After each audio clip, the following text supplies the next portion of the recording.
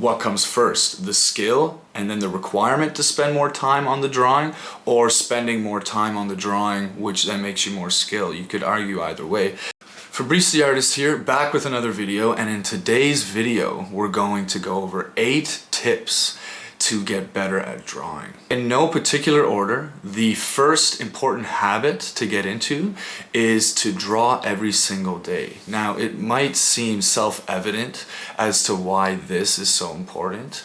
If you think about anything that you take very seriously, you should be doing it every single day. If you're into working out, or you're trying to achieve a fitness goal, or you're trying to run a business of some sort, you need to be doing some kind of work on that every single day. Now, it doesn't mean that you're going to do 8 hours a day every single day, but you should be investing some time every single day.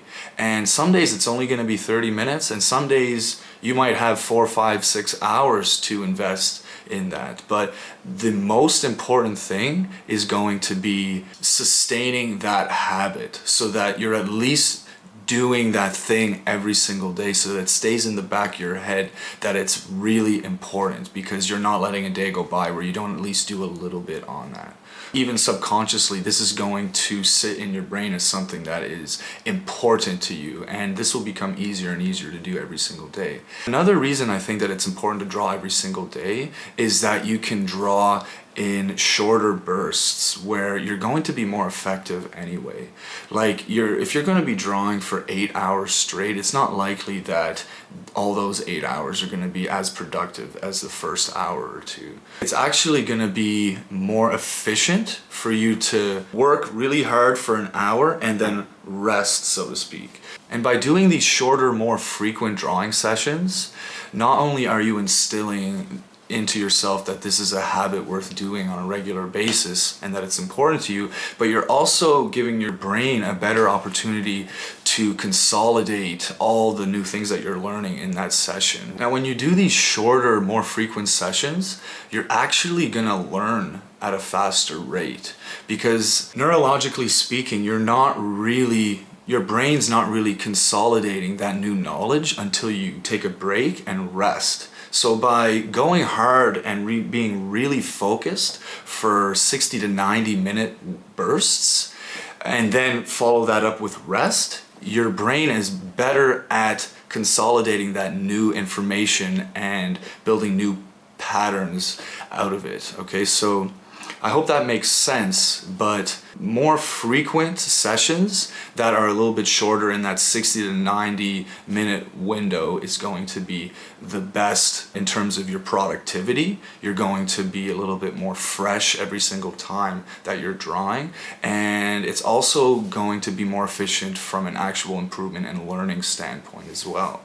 Habit number 2 is going to be timing your drawings on your phone or on a stopwatch. So this is very important because I think it gives you a goal to shoot for, and then also you can make a game out of it almost to see how many hours you can actually fit into a drawing. And this has a nice side effect of actually helping you to actually improve, because whether you like it or not, if you're into hyperrealism, you're going to have to figure out a way to spend more and more and more time in your drawing. What comes first, the skill and then the requirement to spend more time on the drawing, or spending more time on the drawing which then makes you more skilled? You could argue either way. If you're going to want to become much more proficient at hyperrealism, you're going to have to put more and more hours into each piece, whether it's because you're going to be making larger pieces, or you have a stronger skill set that actually allows you to dive deeper into some of those details. Either way, it's important to keep track of exactly how much time you're spending on it, in my opinion, even just for your own sake, just to know how long it took. And this, I think, was an important habit for me, because when I knew that certain works were taking 20 hours, I made it a goal to then put 30 hours into a drawing. And then it's like, okay, what can I do to be able to put 40 hours into a drawing? And like, wow, what kind of drawing would I be able to make if I put 50 hours into a drawing, right? And then that's how I finally came up with the Billie Eilish drawing and the Rihanna drawing, was because I finally was able to put 50 actual timed hours of actual pencil to paper hours of work into those drawings, and I think that it actually showed in the improvement from those compared to my drawings that used to take 24 to 30 hours. Okay, so I think this is an important habit, even just for yourself, just to keep track and be able to set new goals for yourself. The third habit is to try to find reference pictures that suit your strengths the best, right? So like, to make the best hyper-realistic portraits, everyone has their own certain strengths, whether it's they are good at making this specific stroke, or they know that in that picture there, just the way the hair is flowing, I could really nail that, and that's what's going to make a really strong portrait. Choosing the proper reference pictures and specifically studying them and choosing the ones that you think will highlight your strengths the most is oftentimes a great way to actually make your drawings look better and better over time. Habit number 4 is going to be the complete opposite of that, which is also very important, and that's choosing reference pictures that highlight your weaknesses as well. Okay, so not only is it important to choose reference pictures that will highlight your strengths, because then the pictures will actually look very, very good, but it's also important to choose reference pictures that highlight your weaknesses, because this is how you actually get better over time. Okay, and this is actually what I'm doing now with my Jordan Peterson drawing, is I chose one that was a little bit lighter, so I'm gonna have to rely a little bit more on the graphite and less on the charcoal, which I'm very comfortable with charcoal and not as much with graphite, because that's not really something that I do as often. And I'm very bad at hair, especially like light, messy hair. Like that just boggles my mind, and I specifically chose that picture because that's going to give me an opportunity to actually get better at those aspects. Okay, so both of these are very important. Habit number 6 is going to be set a schedule for yourself, and this ties back to the first habit in drawing every single day, so you can put that in your schedule as well. But I think this is very important specifically for people that work a day job or a night job or a 9 to 5, or that drawing isn't the only thing that they're committed to. If you're working, let's say, a 9 to 5 job, you might find it very helpful to get up an extra hour early and maybe draw for 45 minutes before you go to work. Then when you get home from work, you can sit down for maybe another 30 minutes or another hour, and boom, you've got yourself an hour and a half, 2 hours of drawing that day.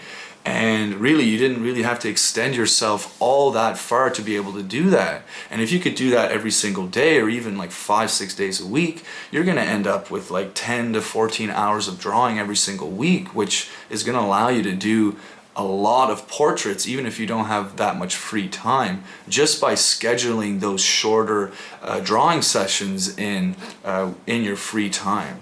Habit number 6 is to be self-critical of your work, and really self-critical of yourself in general. Now, this has to come from a place not of hate, but rather a place of self-love and self-respect, in the sense that you acknowledge the things that you're good at and acknowledge the things that you have opportunity to improve on. Now, this is not always easy to do, and can be very, very humbling, in the sense that you're having to take a deep, hard look at yourself and really admit to yourself and be honest, like, what parts of me are weak and what parts of me need improvement. And you can do this with your artwork as well. And in my opinion, this is probably the most important aspect of becoming better at almost anything, but definitely better at drawing, is the ability to look at your work and be honest with yourself, and almost not try to protect your ego in a way that, like, you're not going to admit to yourself that this part of your drawing sucks, and actually dive into why it might be that that part sucks, or it could have been better, right? That's not easy to do, to look into yourself or look at your drawing that took you 50 hours to complete and admit to yourself that it wasn't as good as it could be. But that gives you another opportunity to then get better. If you have the humility to be able to look at yourself, or to be able to look at your work that you worked so hard on, but be able to critique it in the harshest of ways, but in a place of self-love and improvement, not in a way that you're talking shit about yourself, but just in a way that allows you to be able to identify what you could do better next time. And sometimes this self-criticism can take on another level almost. If you guys have ever heard of imposter syndrome, it's something that a lot of artists and creatives or people that are excelling at a high level tend to experience. And that's the feeling that they're just not as good as what people think they are. And I think a lot of that comes from self-reflection and self-criticism, that they're actually looking at their work from their harshest angle, really trying to dissect it in a way that they can become better and better, while everyone else is just looking at it more from their outside view and judging it from their perspective. But I think these feelings of imposter syndrome can be beneficial in the sense that it does allow you to identify what you can improve on to be better. But it can become a little bit of a fine line between being a little bit toxic, because you don't want to get into the pattern of telling yourself that you're not good enough or that you're not worthy or anything like that. It's more about admitting in an honest and loving way, I guess, with yourself what your shortcomings are, what about your drawing could have been better, and then honestly working to make that better. Tip number 7 is not focusing too much on the final result of your drawing and learning to enjoy that journey a little bit more.